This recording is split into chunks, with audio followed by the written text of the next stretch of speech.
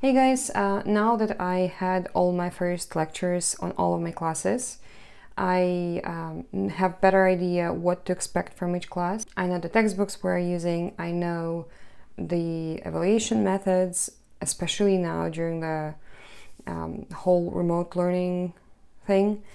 And so not to drag out the video too long this time, I'm going to start with classical mechanics.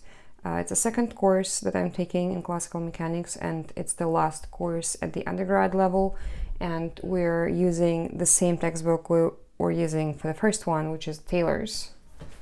I'm sure you all know and love this book. Well, some of you might not love it, but yeah, so this is the book we will be working from, mostly starting from chapter 10, and we are going to cover things like rigid body motion, and then develop the Lagrangian formulation, move on to Hamiltonian, some chaos, some coupled oscillators. So these will be the main topics of the course, and the structure of the course will be as follows. I'm just gonna post a table from my course syllabus to make it easier for you guys to really see what will be going on in the course. And exams we will be taking in this course, there will be 2 midterms and the final exam, and we will have a set time, not like 24 hours like we had last semester on most of my courses. So we will have a set amount of time, like say 3 hours for the final or 2 hours for the final, and then 30-40 minutes for each midterm. And possibly we will be recorded when taking the exam, so we will have to turn on our webcam, possibly. It's not 100% sure yet, but the professor in this course considers this very much. So that's so much to say to this course. And the next one I'm taking is in NO3.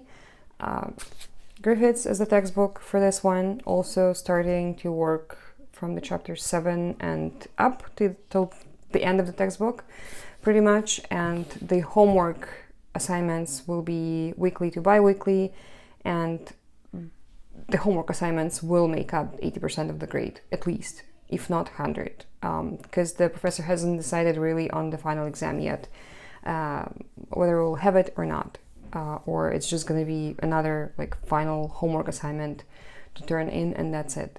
Because he said, really, if you don't understand the course material, internet is not going to help you anyway, at this level at least. So, and if you cheat, well, it's pretty much our own fault. And I've talked about it before, because really it's not going to bring us very far if we cheat. So the next one is Statistical Mechanics, and this one will have evaluation methods, again a bit different from other courses. Here's the split. The exams will also be timed, however we won't be recorded. So it's like, it's gonna work like this. We get the exam, the time starts, we write it at home at our desks or wherever, and then when the time is done, we have to scan and upload it, and that's it. And it's not gonna take 24 hours, it's just like 3 hours or so. So this will be the format of this one, and all the lectures online. And the textbooks we're using here are, well, basically there's no assigned textbook, but since we were using Kittel Thermophysics for the classical thermodynamics course last semester, we can use this textbook.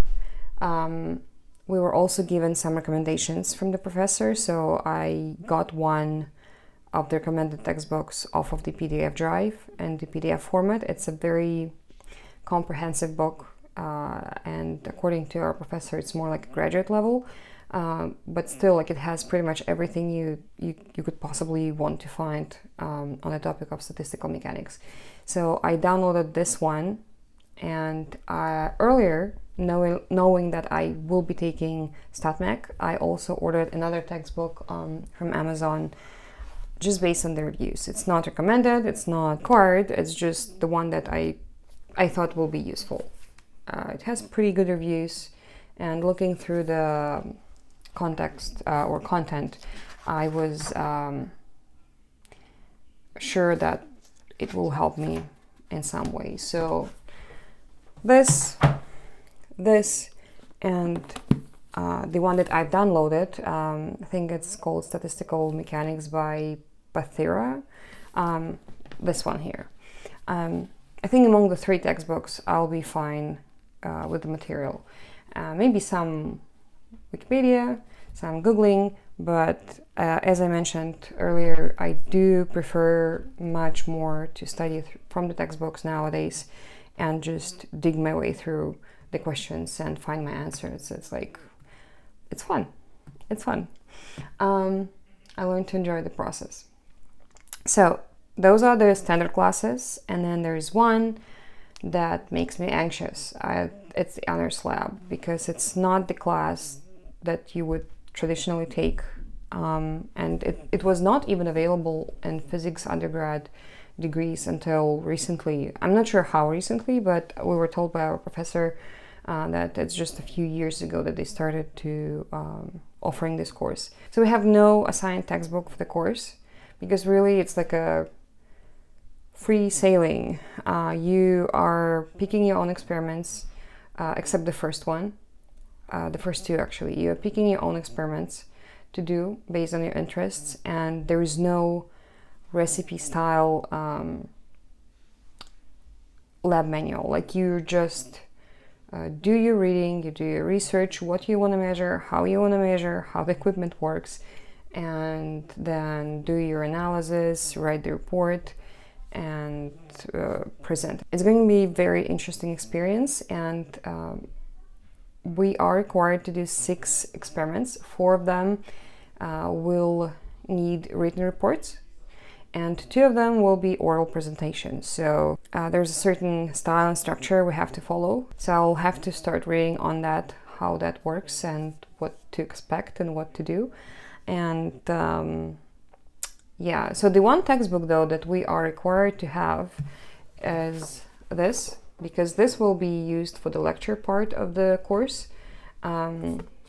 Basically how to do the error analysis, because it's a big part of every report we make. And beside that, we're also required to have a hardbound Labbook, logbook, whatever you want to call it. Only hardbound, no loose leaf, no ring binding or anything.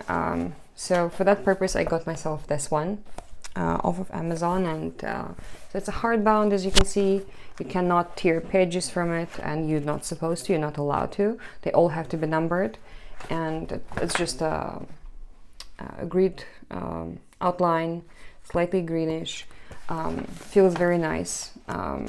Yeah, so you would use it for like logging your thoughts, your experimental setup, all your research on the topics, whatever. Like, even if you make mistakes, you have to put it down and say, okay, this was a mistake, and this is why I think this was a mistake, and move on, and how you correct it and stuff like that. So everything has to be recorded, and actually this will be the grade for the class. Like, they will be graded too, like these lab logbooks. So this is so much for all the classes. Oh, and by the way, our first experiment in the honors lab will be gamma ray absorption, and I will show you here some of the recommendations that we were given. So again, there's no like steps, do this, do this, do this, and then take these data, take these data.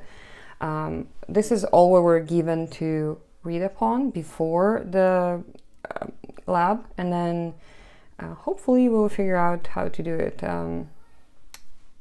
So very interesting experience that this is going to be. Yeah, so certainly I will be talking more about each of the classes in the future. More of this chatty style videos too, and maybe some more technical. Especially I'm thinking to share the process of report writing, because this is going to be a big one. I think I will be spending a lot of time on writing the report, and actually we were strongly recommended to evaluate and simulate and plot all of our plots and data. So do the data analysis using coding. So I think Python will be my friend for this semester, well, the whole year, because the honors lab runs over 2 semesters. So looks like I'm also going to pick up some more advanced coding skills. You can call it advanced. It's not like web development or anything, or machine learning or data science or deep learning. It's like basically Python for scientific purposes, but it's still way more than I was doing in the intro Python course we were taking in the first year. Yeah, so I have to like get my